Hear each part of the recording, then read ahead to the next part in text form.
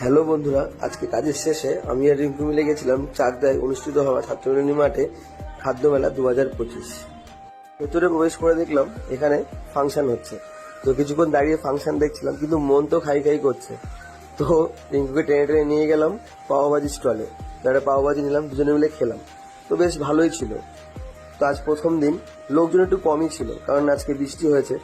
তো বললো যে এরপরে আরো লোকজন আসবে, মানে স্টল আরো নতুন নতুন স্টল বসবে। তো আপনারাও আসুন চাকদা ছাত্রলীনী মাঠে 2025-এ।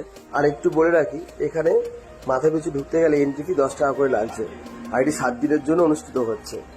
তো আপনারা সবাই আসুন। বিকেল 5টা থেকে রাত 10টা পর্যন্ত খোলা আছে। রিঙ্কু জোর করে এখানে নিয়ে গেল, আমরা বাড়ি চলে আসছিলাম। তো কিছু করার নেই, আবদার মেটাতেই লাগবে।